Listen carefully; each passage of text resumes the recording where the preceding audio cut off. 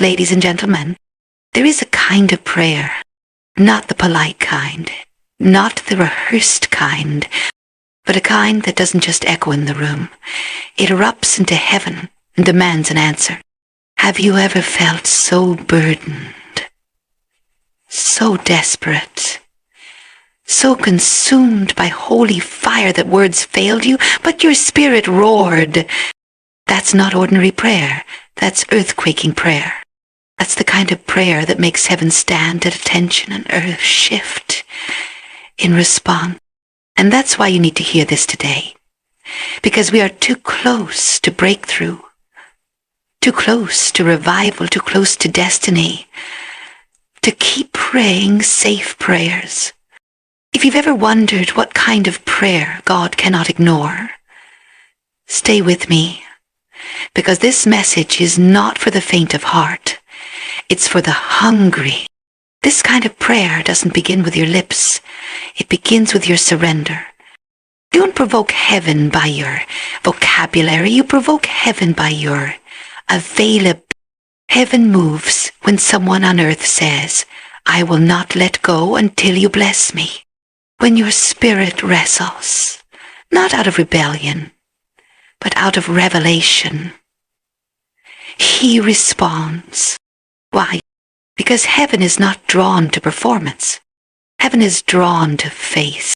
The earth groans for the revealing of sons and daughters who know how to pray in secret. Prayer born in the secret place becomes power revealed in the public place. The kind of prayer that wakes the earth. Is it shallow? It's soaked in worship, soaked in waiting, soaked in tears. It's not rushed. It's not routine. It's not religion. It's relationship. Earth is shaken when heaven hears the voice of someone it knows. There's a desperation that is holy. It's the sound of a heart that says, I cannot go another day without you. And when desperation collides with faith, miracles ignite. Walls fall. Chains break. Dead things come to life. It is not volume that makes prayer powerful. It is the weight of the cry. And some cries carry eternity inside them. Let me warn you, this kind of prayer will cost you. It will strip you of pride. It will expose your motives. It will break your comfort. And it will make you dangerous. But let me also call you, get tired of weak prayers and powerless Christianity. If you're ready to shake your city, your family, your life, then it's time to pray prayers that provoke heaven and wake the earth.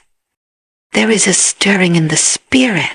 God is searching, not for the loud, but for the yielded, not for the gifted, but for the hungry. And if you dare to say, here I am, Lord, teach me to pray like that, then you will see what others only dream about. Because when heaven is provoked, earth cannot stay asleep. So pray until something happens. Pray until heaven breaks in. Pray until the earth wakes up. Because this kind of prayer changes everything. There is a kind of prayer that costs something. Something deep, something real, something raw. It isn't whispered before meals or spoken out of routine. It isn't packaged neatly or delivered politely. This kind of prayer comes from the inner chambers of the soul, where comfort has been stripped away, and where dependence on God is no longer optional. Heaven does not respond to casual. It never has. When we look across time through the spiritual history of those who walked with power and purpose, it's never been the lukewarm who shook heaven. It's never been the convenient prayers that carried revival. It's always been the ones who burned, the ones who cried out, not because they were told to, not because it was a scheduled time of devotion, but because something inside them could no longer stay silent. This kind of prayer is costly because it demands something sacred. Surrender. True surrender. Not the kind where we say your will be done while secretly hoping ours will win out, but the kind where everything is placed on the altar. Ambitions, dreams, timelines, expectations, and left there, fully yielded. It's the prayer that doesn't just ask God to show up, but dares to say, God, wreck me if you must. Just don't leave me the way I am. What provokes heaven is not eloquence, but desperation. It's not how articulate your words are, but how authentic your cry is. You can be silent outwardly and still roar in the spirit. Heaven listens to that kind of roar. It listens for the prayer that comes from a spirit pressed to the edge, one that has tasted the bitterness of defeat or the ache of longing, and still chooses to worship, still chooses to believe. You see, this kind of prayer cannot be faked. You can fake many things in life, but not the kind of prayer that provokes heaven. Because when heaven is provoked, heaven responds. That's why it costs so much. Because when God begins to respond, things begin to move, and movement always disrupts the status quo. The moment heaven gets involved, everything has to shift. Mindsets, relationships, environments, and yes, even you. Many people want God to move, but they don't want to pay the price. They want the fire without the altar. They want the breakthrough without the brokenness. But this kind of prayer, the kind that provokes heaven, is born from brokenness. It's forged in the fire of seasons where nothing made sense, but faith refused to die. It's not a prayer you learn. It's a prayer you live. You live it. Through seasons of unanswered questions where you have to press in anyway. You live it through betrayal, through suffering, through silence. You live it when you keep knocking on heaven's door, not because you see results, but because you know he's listening. That's what makes this prayer costly. You keep showing up. You keep crying out. You keep trusting, not because you have to, but because there's nowhere else to go. When everything around you crumbles and you still say, "Blessed be the name of the Lord," you've crossed into holy territory, and that's where heaven leans in. People often ask, what's the secret to powerful prayer? The answer is simple: death. Death to self, death to pride, death to the image you try to protect. Powerful prayer flows from those who no longer care how they look, only that God shows up. There's a humility in that kind of posture that heaven cannot resist. God is not moved by performance. He's moved by presence, the presence of a surrendered heart, the presence of a person who says, God, I don't just want you, I need you. And when you pray like that, when your soul is laid bare before him, you become a living sacrifice, and that aroma rises to the throne of God like incense. Some of the greatest moves of God in history were ignited not by plans or programs, but by people who fell on their faces and would not get up until heaven broke in. People who locked the door, turned off the world, and cried out until the atmosphere changed. People who knew that there's a kind of prayer that doesn't just reach God, it provokes him to move. But let's be honest, that kind of prayer will make you uncomfortable. It will strip your schedule. It will demand your focus. It will stretch your faith. It will ask for your nights, your early mornings, your tears. And it will test your motives, because sometimes heaven will delay the answer, not because it isn't listening, but because it's refining. It's easy to start praying when you're inspired. It's another thing to keep praying when you're exhausted, when nothing looks like it's working, when the silence of heaven feels deafening. But those who press through that veil of silence are the ones who discover what it truly means to commune with the living God. This is why not everyone finds it, not because it's hidden from us, but because it's only revealed to those who are willing to go deeper, and going deeper always costs more. It costs your convenience. It costs your pride. It costs your need to control outcomes, but oh, the reward is beyond compare. The nearness of God, the weight of his presence, the sound of heaven's response.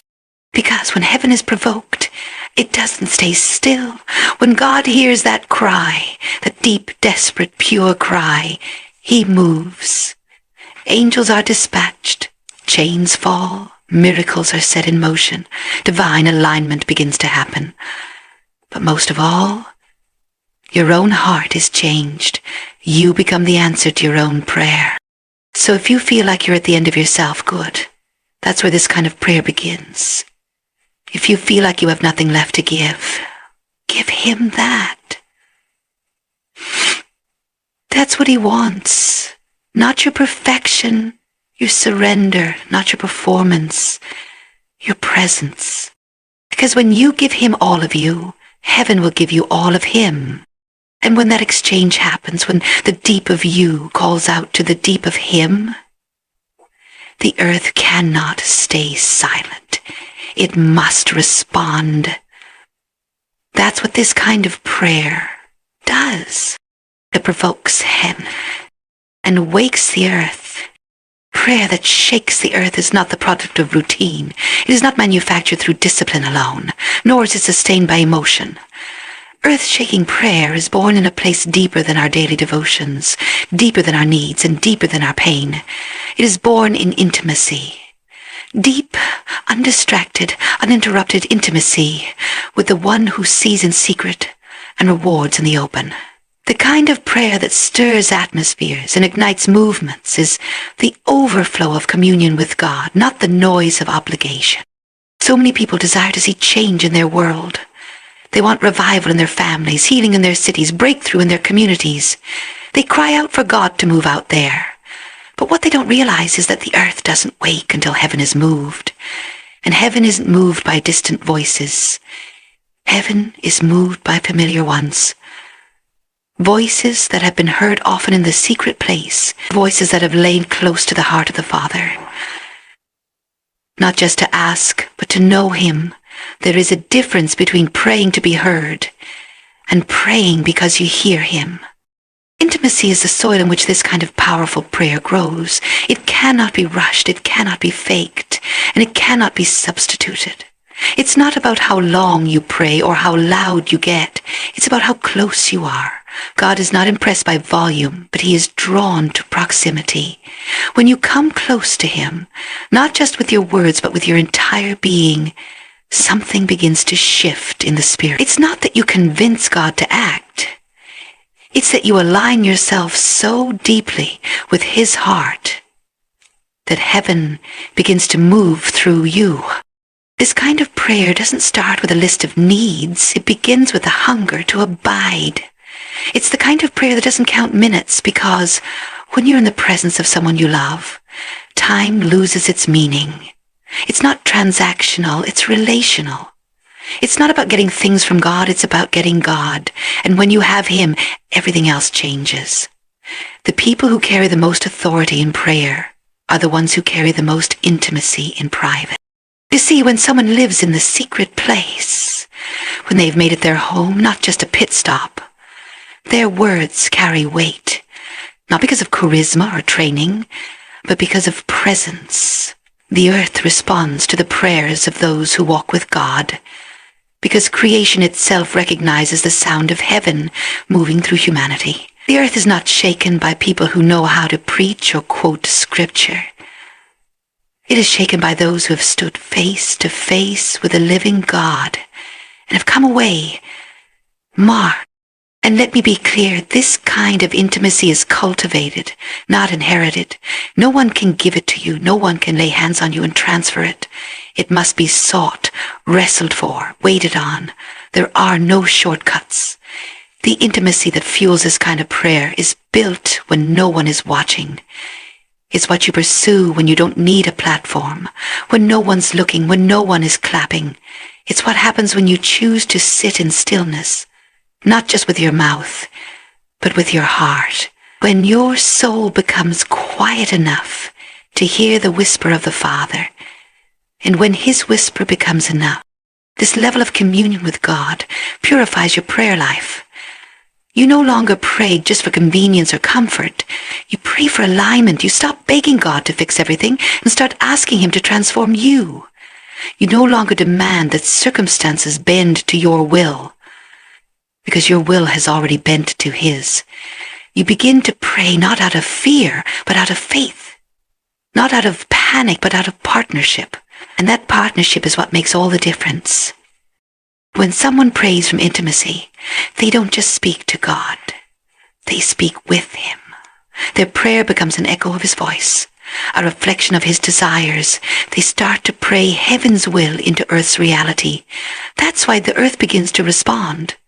The Bible says the whole earth groans in eager expectation for the revealing of the sons and daughters of God. Who are those sons and daughters? They're the ones who know their Father. They've spent time with him. They've learned his tone, his mood, his nature. They don't pray for attention. They pray from revelation. That's what changes things. That's what wakes the earth. When someone wrapped in the fragrance of heaven walks into a room, the atmosphere cannot stay the same. Demons tremble. Chains begin to weaken. Discouragement begins to break. Hope starts to rise. Why? Not because that person is special, but because they carry something from the presence of the one who is. Intimacy gives weight to your words, authority to your voice, and clarity to your discernment. It births prayers that are not just emotional, but prophetic. And let's be honest, intimacy is not always easy. It requires the shutting down of distractions. It requires you to slow down when the world tells you to speed up. It requires sacrifice.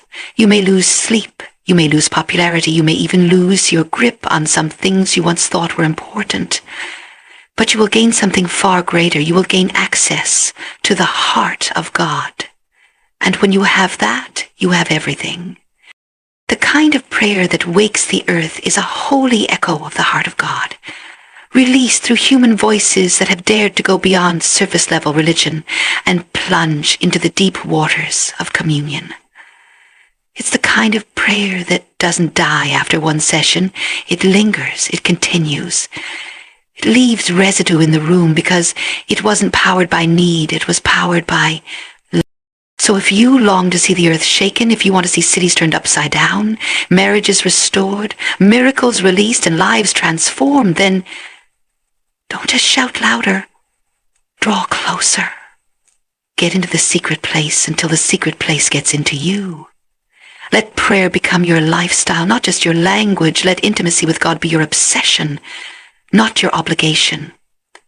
Because the ones who know him best will always pray most like him. And the ones who pray like him, they shift nation. This is the kind of prayer that doesn't just pass the time. It alters the timeline. It disrupts the expected and makes room for the supernatural. It calls things that are not as though they were. It doesn't wait for earth to approve. It moves because heaven has already decreed, and that decree flows from the heart of God to the heart of one who dares to dwell. Prayer that shakes the earth is not born in public. It is born in the place where only you and God remain. And when it is birthed there, it cannot be ignored here. That is the power of intimacy. And that is the kind of prayer that provokes heaven and wakes the earth. There is a fragrance that heaven recognizes instantly. It's not found in perfect words or polished phrases. It's not produced by religious routines or eloquent repetitions. It's the fragrance of holy desperation. The aroma of a heart that refuses to let go of God, no matter the cost. This desperation, when combined with unwavering faith, becomes the fuel for the kind of prayer that stirs heaven and shakes earth. It is a combustion of surrender and belief. It is raw, it is real, and it is relentless. Prayer that provokes heaven and wakes the earth is never a matter of routine. It's not the prayer that fits nicely into our schedules or leaves us feeling good about ourselves. It is the kind of prayer that interrupts our comfort and ignites a fire within us. This prayer comes from a place of deep yearning, a place where the soul cries out because it cannot stay silent any longer. There's an ache behind this kind of prayer, a spiritual ache that says, God, if you don't move, I'm undone. Desperation is not weakness. It is strength in its purest form. It is the moment you realize that no one and nothing else will satisfy, that no solution, no relationship, no human effort will bring what only God can bring. When your spirit is crushed and you still choose to pray, when the answers haven't come and you still believe, when the storm doesn't pass but you keep standing in the rain with your hands lifted, that is holy desperation. That is the kind of cry that gets God's attention. There is something about faith wrapped in desperation that heaven simply cannot ignore. It is the prayer that presses past the crowd, like the woman with the issue of blood who said, "If I can just touch the hem of his garment." It is the blind man who kept shouting, "Jesus, Son of David, have mercy on me," even when everyone around him told him to be quiet. These were not polite, well-mannered prayers. These were groans, cries, shouts. These were moments when desperation collided with faith, and heaven responded with power. This kind of prayer is unfiltered. It's not worried about sounding theologically correct or polished for the ears of others. It's honest, it's transparent, and it's often messy. It's the kind of prayer that says, "God, I don't understand, but I still trust you. I don't see it yet, but I still believe." Faith without desperation can become dry. Desperation without faith can become hopeless. But when the two come together, they form a cry so powerful, so full of purpose, that the very atmosphere begins to shift. When someone prays like that, they're not just asking God for help, they're declaring their total dependence on Him. They're laying down every backup plan, every plan B, and saying, "You alone are my source. You alone are my answer." That kind of faith is dangerous to darkness. It's the kind of faith that causes demons to tremble and mountains to move, because it's not based on emotion or appearance. It's based on trust in the unshakable character of God. The fire of faith is not proven in moments of ease. It is proven in moments of waiting, when you've prayed and nothing has changed, when you've fasted and still feel weak, when you've believed and still see no sign of breakthrough. And yet in those moments, if you choose to still lift your voice, if you choose to still knock on heaven's door, something eternal begins to take shape inside of you. God may not always change your situation immediately, but He always changes you in the process. And sometimes that is the greater miracle, because the person who enters into desperate prayer is never the same when they leave. They emerge stronger, purified, more in tune with heaven's heartbeat. They begin to see with spiritual eyes, to walk with deeper sensitivity, and to speak with greater authority. That is what happens when desperation is met with faith. You don't just receive from God, you are transformed by Him. This kind of prayer doesn't stop after 5 minutes. It lingers, it wrestles. It presses in when answers don't come. It persists when emotions fade. It continues when others give up. Desperate faith doesn't have a clock. It has a cause. And when you're contending for something bigger than yourself, revival in your home, healing in your body, restoration in your generation, you don't stop praying because the fire dies down. You keep praying until the fire falls. It's in this space of desperation and faith that we begin to step into authority. Not because of who we are, but because of who we know. Heaven trusts those who have walked through the fire and still chose to pray. Heaven releases power to those who have every reason to quit, but choose instead to fall on their knees. That is not weakness. That is warfare. That is victory. Sometimes we're waiting for God to move, and God is waiting for us to cry out.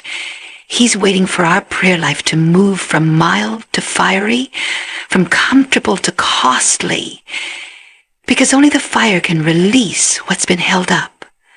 Only the cry can open what's been closed. And it's not because God needs convincing, it's because we need transforming. In desperation, our walls fall down. Our pride falls off. Our defenses collapse. And suddenly we are naked before God, raw and real. That is the place where heaven begins to move. It It is not just the words of our prayer that carry weight. It is the weight of our heart behind the words.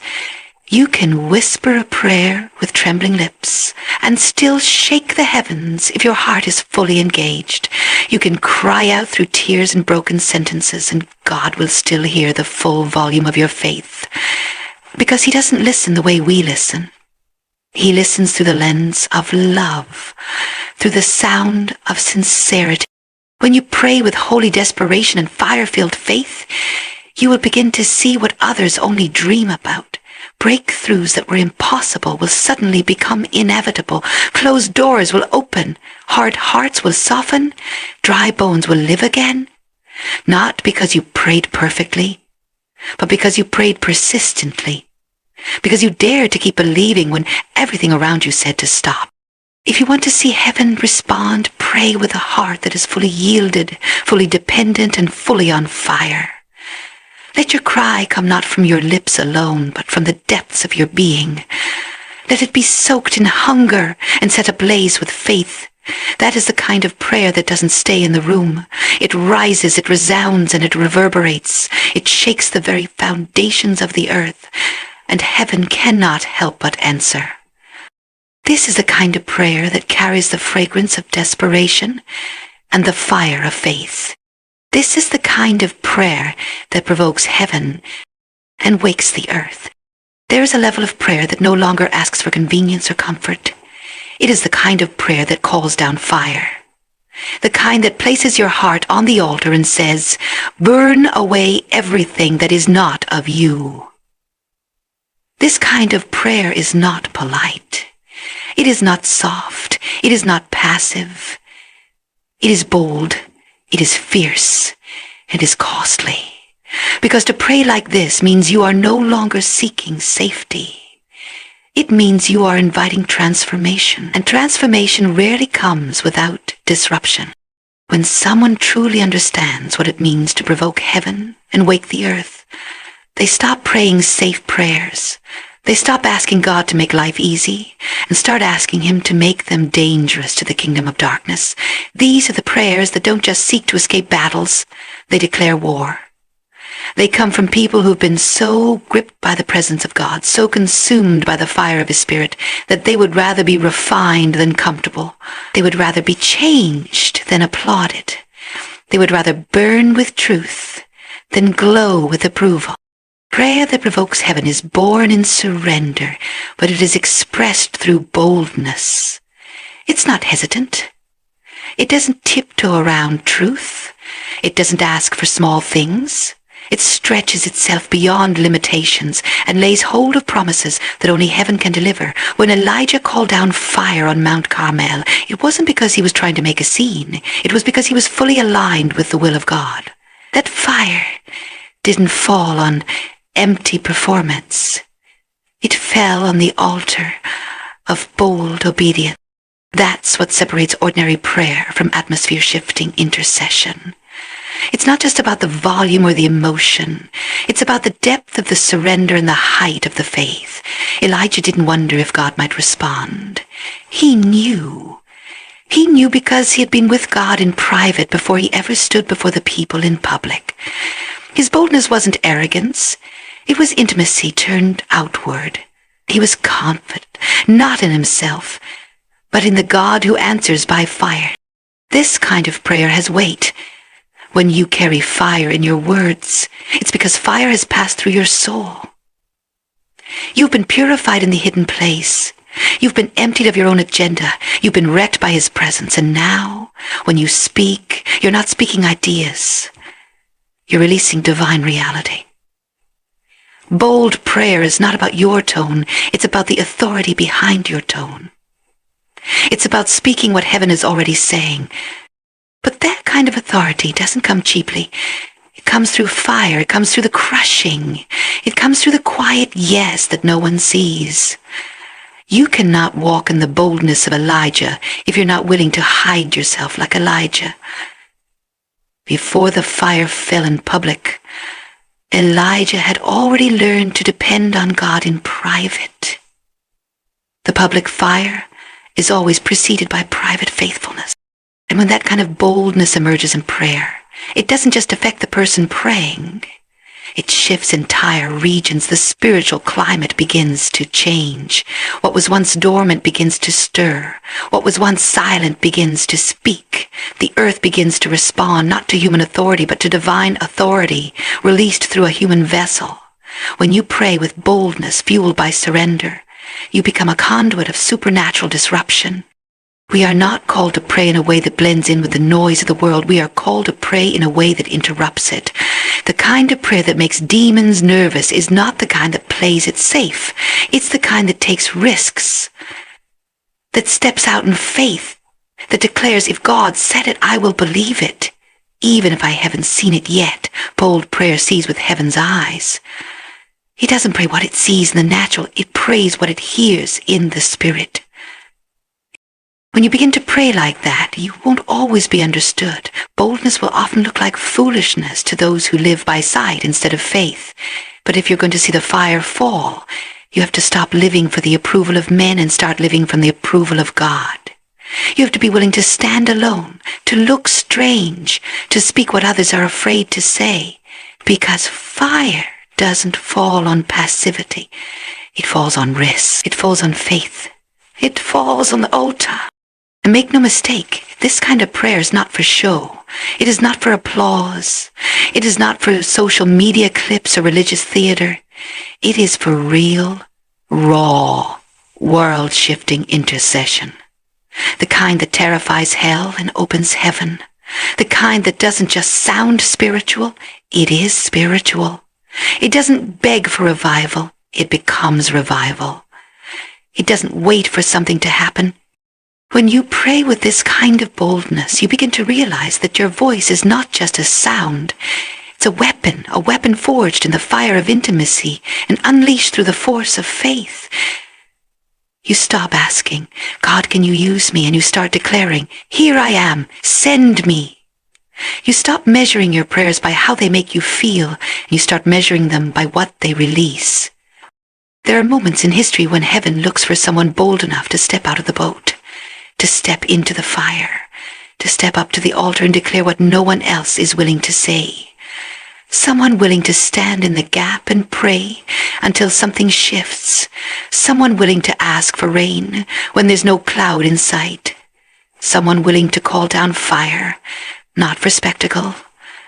And when God finds that kind of person, when he finds someone whose heart is fully his, whose spirit is unshaken, whose faith is unwavering, he releases power, real power, not just emotional moments, but eternal movements, not just goosebumps, but glory.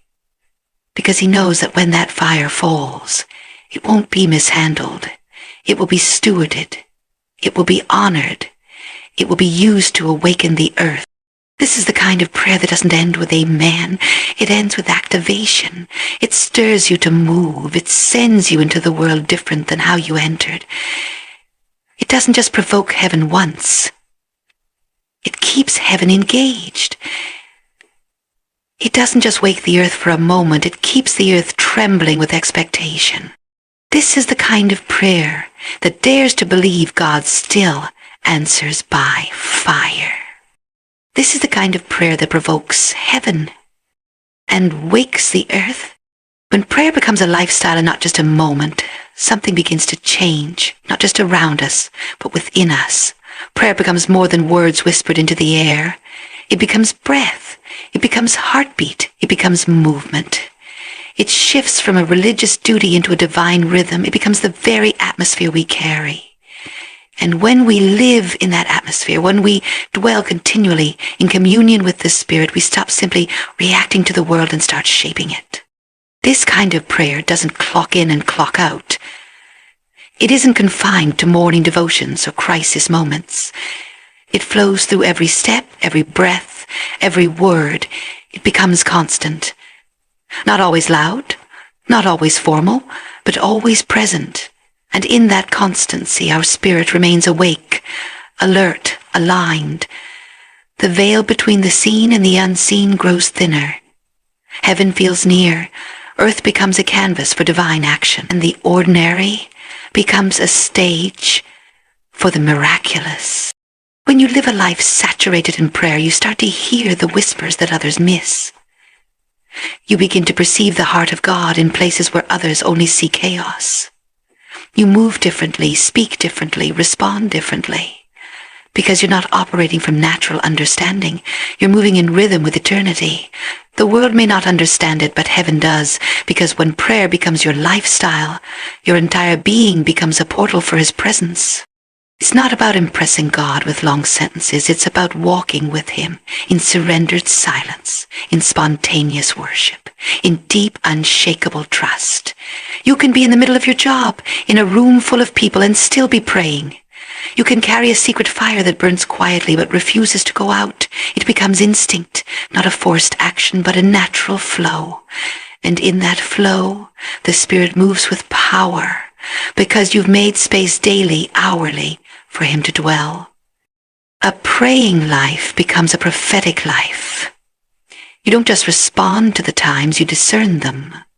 You begin to see with clarity, speak with wisdom, and act with authority. You're no longer tossed by storms, you speak to them. You're no longer drained by battles, you're fueled by the fire within. The external world can shift, but your internal altar remains ablaze.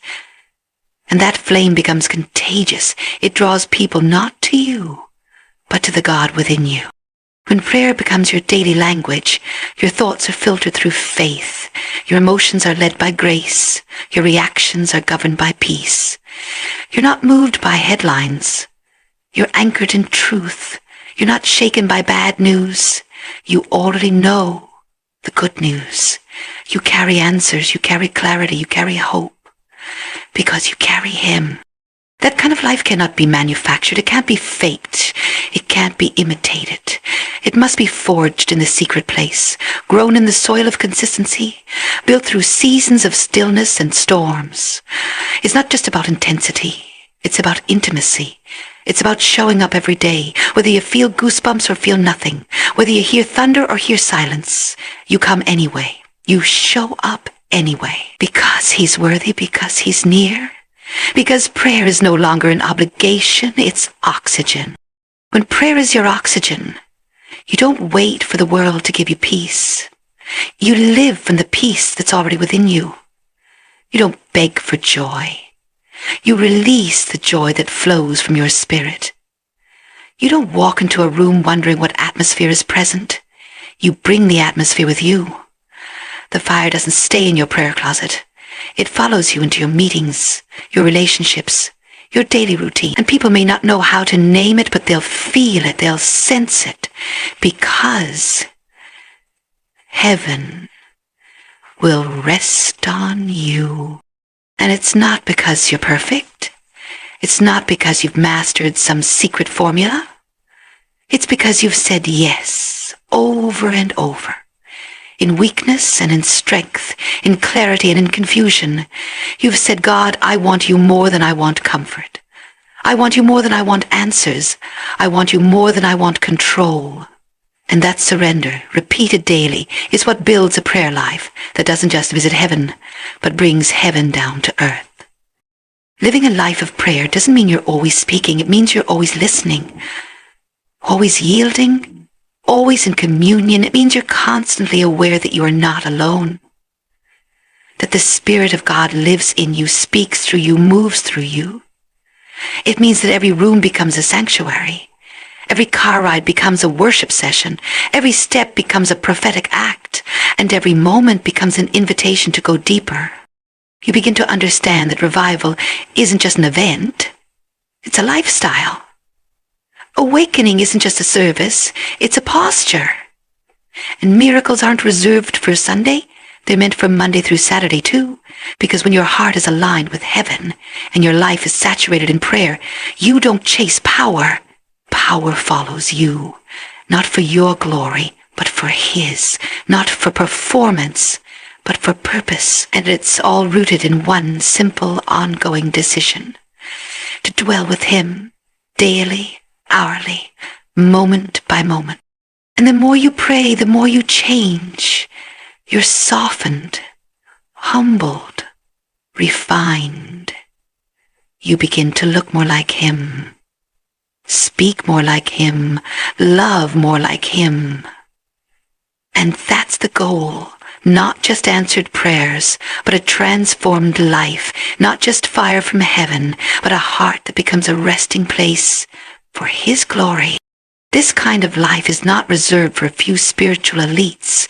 It's for the hungry, the willing, the yielded. It's for the ones who say, God, if you're looking for a place to dwell, let it be me.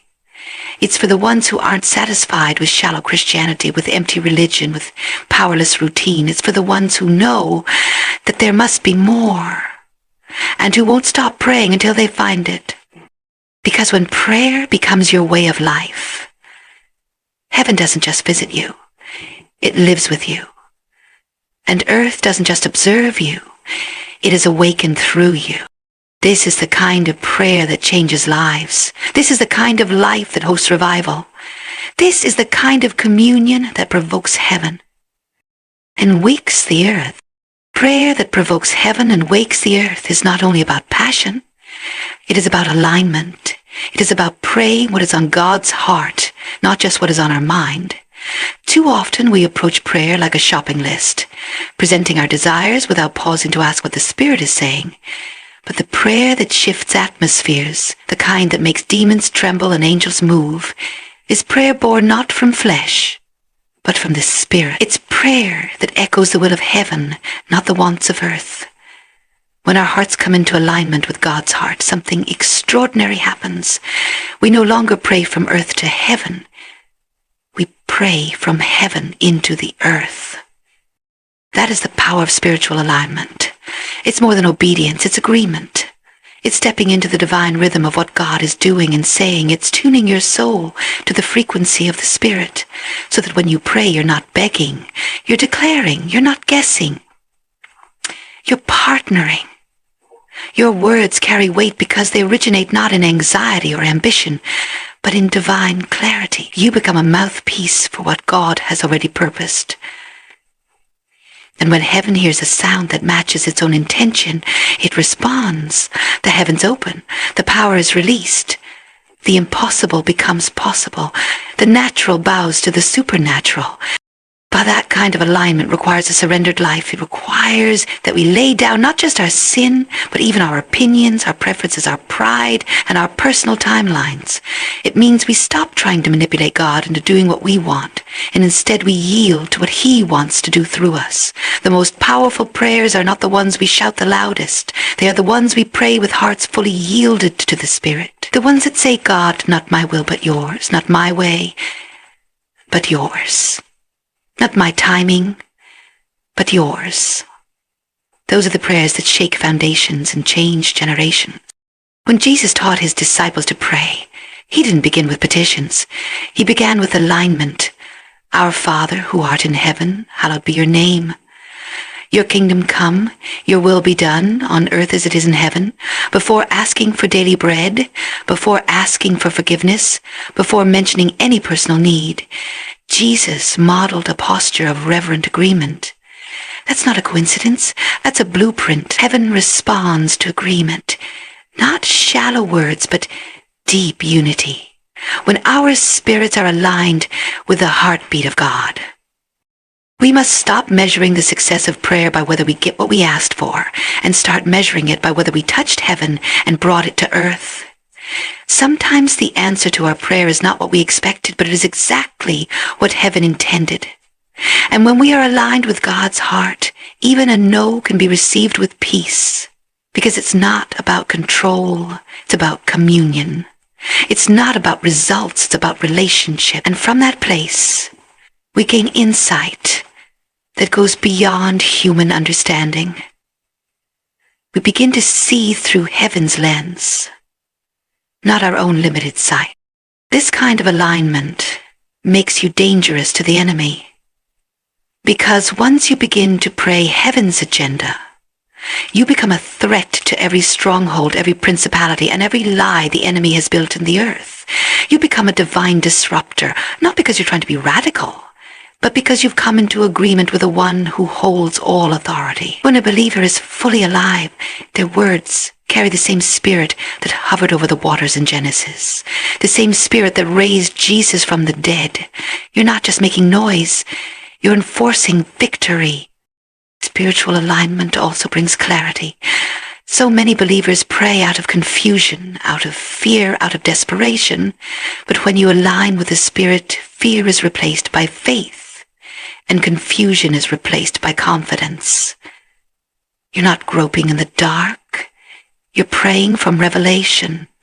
You're declaring from discernment. You begin to pray things you didn't plan to pray. You find yourself interceding for people you didn't think about, declaring promises you didn't write down, speaking with authority you didn't practice. Because it's not you, it's Him, through you. And that's when heaven moves. When you are aligned, your timing becomes synchronized with heaven's timing. We've all prayed prayers that seemed unanswered, only to realize later that what we thought was delay was divine preparation. But when you are aligned, you stop striving to make things happen and begin to trust that the Spirit is always moving, even when it's not visible. Alignment breeds trust, and trust releases peace. That peace becomes a foundation on which bold, unwavering, atmosphere-shifting prayer can be built. This is why the enemy fights your alignment more than your activity. He's not afraid of busy Christians. He's afraid of aligned ones. He's not intimidated by noise. He's terrified of authority. And authority comes not from position, but from alignment. It's not about volume, it's about being in tune with the throne room. When a believer is aligned with God's will, their quiet whisper can carry more power than 1,000 shouting voices, because heaven is not impressed by our efforts. It's moved by our agreement. Alignment also protects us from burnout. Many grow weary in prayer, not because prayer is hard, but because they are praying without alignment. They are striving without surrender, pushing without partnering. But when you align, prayer becomes less about striving and more about flowing. You become a vessel, not an engine, a branch, not the vine. You stop carrying what you were never meant to carry and begin releasing what you were born to release. That's why Jesus said, "My yoke is easy and my burden is light." When we align, we don't lose power. We gain peace. The kind of prayer that provokes heaven and wakes the earth is not a one-time moment. It is a continual agreement with the King of Kings. It is living in a posture of yes, Lord, every day. It's being willing to lay your plans on the altar and pick up the burden of intercession. It's asking not just for blessings, but for blueprints. It's saying, God, show me what you're doing and let me do it with you. This is the kind of prayer that becomes unstoppable, not because of human strength, but because of divine synergy. Heaven and earth move together. The Spirit speaks and you echo. God dreams and you declare. The earth groans and you respond. And through it all, you are not just praying to heaven, you are praying with heaven. That is alignment. That is agreement. That is power. And that, my friend, is a kind of prayer that provokes heaven and wakes the earth. There is a kind of prayer that doesn't just ask for change. It becomes the change. It doesn't wait for revival. It carries revival. This kind of prayer is not polished or predictable. It is raw. It is real. It is prophetic. It is born not out of comfort, but out of holy desperation. This is the kind of prayer that cries out, Lord, do something in me so you can do something through me. And in that surrender, heaven draws near. The earth begins to respond. You see, when prayer becomes prophetic, it steps beyond the present moment. It touches the future. It reaches into the unseen and pulls it into the now. It speaks what God is saying, even when it contradicts what eyes can see or what ears have heard. It is prayer that declares rain and drought, light and darkness, resurrection in what appears to be dead. This is the kind of prayer that doesn't just report what is happening.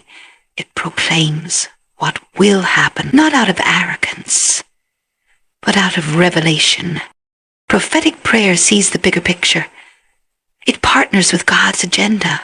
It's not afraid to speak bold things because it knows who authored the promise. When you pray prophetically, you're not making things up. You're announcing what heaven has already ordained. It may sound strange to man, but it resonates with the Spirit. Because the words don't originate in your logic, they erupt from your spirit, guided by the one who sees the end from the beginning. This is the kind of prayer that births movements. It goes beyond personal breakthrough and begins to shape communities, cities, even nations. It's the prayer that stirs intercessors at midnight, that causes groans too deep for words, that makes people weep for places they've never been and cry out for people they've never met. Because it's not about emotion, it's about burden. And burden is what heaven shares with those it trusts. The prophetic spirit in prayer doesn't play it safe. It breaks patterns. It challenges structures. It disturbs complacency. It is not here to comfort religion. It's here to provoke a response from heaven and shake the earth until dry bones live again, until old altars are restored, until walls of division fall, until the glory of the Lord fills the earth like the waters cover the sea. Prophetic prayer doesn't just recite, it declares. It doesn't just plead, it proclaims, because it carries the conviction that God is not distant. He is here. He is moving. And if we are to move with Him, our mouths must match His mission. Our prayers must echo His promises. And our faith must stretch beyond what's seen into what is spoken. Sometimes prophetic prayer sounds foolish. Noah building a boat when there was no rain, Elijah calling for fire on a drenched altar, Ezekiel prophesying to dry bones, Mary saying yes to a virgin birth. These weren't ordinary prayers. They were prophetic alignments with what heaven was doing even when earth didn't understand. And history was changed because someone dared to believe and speak what God had already willed. And that is the invitation. To move beyond safe prayers and into prophetic ones. To stop praying small because we're afraid to be disappointed. To stop editing our intercession to fit what seems possible. The moment we reduce our prayer life to what makes sense is the moment we limit the power of God. He doesn't need our logic, He needs our faith. He doesn't require perfection, He responds to alignment. When you pray prophetically, you create room for the Spirit to speak through you. Sometimes that means groaning when there are no words. Sometimes it means declaring when everyone else is silent. Sometimes it means praying through things you don't yet understand because the Spirit Himself is interceding through you. That is the mystery and the beauty of prophetic intercession. You're not praying to impress. You're not praying for performance. You're praying from presence. And when that presence fills the room, everything changes. You sense the weight of glory. You feel the trembling of heaven's nearness. And you just know that God is about to do something no man can take credit for. That is what prophetic prayer does. It tears the veil, it opens the heavens, and it sets the stage for divine visitation. This kind of prayer cannot be contained to a schedule. It may interrupt your plans. It may wake you at strange hours. It may call you into seasons of fasting, weeping, warfare. It may set you apart. But it is never without purpose. Because when God finds someone who will pray what He is saying, who will declare what He is doing, He will pour out His Spirit without measure. Not just for that person, for others, for nations, for generations to come. You may not have a microphone, you may not have a stage, but if you have prophetic fire in your prayer life, you are shaping things in the Spirit that others will walk into in the natural. You are digging wells that others will drink from. You are preparing the way of the Lord. That's why prophetic intercessors often feel things before others see them. That's why they often weep over things that haven't happened yet, because they're not living by sight, they're living by revelation. And that kind of life is dangerous to the enemy. Prophetic prayer has one goal: to host the will of God on earth, to prepare the way, to remove the obstacles, to say what heaven is saying without fear, without hesitation, without apology even when it costs something. especially when it costs something. Because when the weight of his voice burns in your bones, you cannot speak silent. You must speak. You must pray. You must birth what he is ready to release. And in doing so, you become more than a person of prayer. You become a prophetic vessel, a carrier of his heart, a conduit of his glory, a watchman on the wall, a voice crying in the wilderness, preparing the way, making straight the paths, until revival breaks out, until captives are free, until glory covers the earth. This is not emotionalism. This is not hype. This is the sound of prophetic prayer rising from the earth like incense, reaching the throne room, provoking heaven, and causing the earth to wake up from its slumber. This is the kind of prayer that releases divine disruption. This is the kind of prayer that provokes heaven and wakes the earth.